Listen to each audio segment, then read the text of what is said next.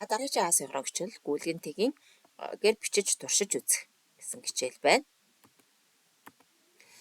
Бичиг үсгийн нөгөө онцлог маань энэ дээр дахиж яригдана. За титмийг бид нар хэрхэн яаж бичих вэ тийм ээ? Шүдийг бол үл мэдээ тэтгэлийг гүйлгэн бичнэ. За сүүлийг бол нуруу татаж бичих албагүй. Нумыг шүдгүү бичнэ.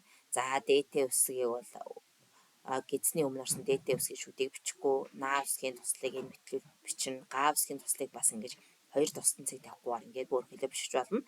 За аяр үсгийн эхэнд ордог хэлбэрийг эхэнд дунд адагт ордог хэлбэр үзэл салахгүй бичнэ гэх мэт эдгээр онцлогуудыг эргэж харна. Гүйлгэнтгийн онцлог гэхээр хичээнгүү гүйлгэн татлахантгийн 3-ыг харьцуулж харагдсан байна. За эндээс ажиглахад бол ерөөсөө гүйлгэн бичгээс үзэг салахгүй бичгийг чухалчдаг юм байна гэдгийг харна. Энэ бол гол үндэс нь. За гүйлгэнтэйгээр бичсэн мөртүүдийг хэдүүлээ. Дуурайж бичнэ. Нөхөө бичлэгийг үзээд.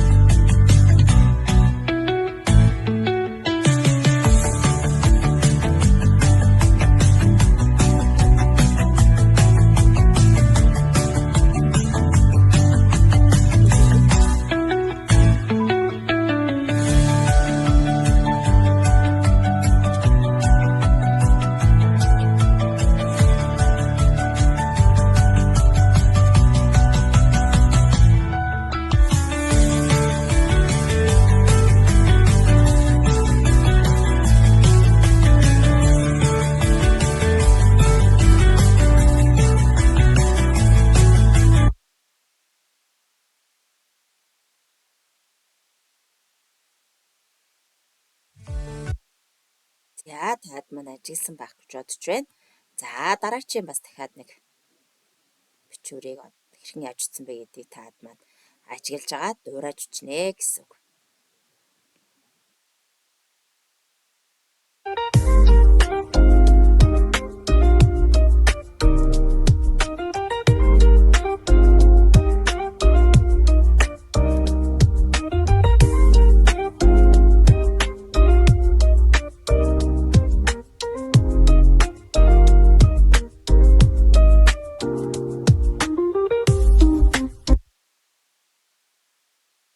За мөн энийг ажиглаад дуурайгаад бичнэ.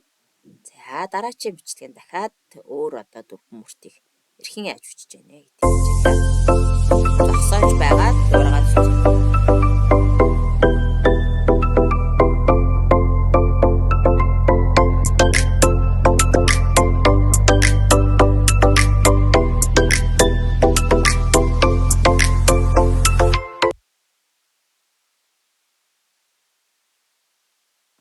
За гэх мэтээр бидэд бичлэгийн онцлогийг одоо хэдүүлээ харж мэдэж авлаа. Тэгэхээр хүүхдүүдээ бие дааж судлах хичээлээ үзээд ингээд бичлэгүүдээ зогсоогоод өөрсдөө бичиж туршиж үзэх нэ.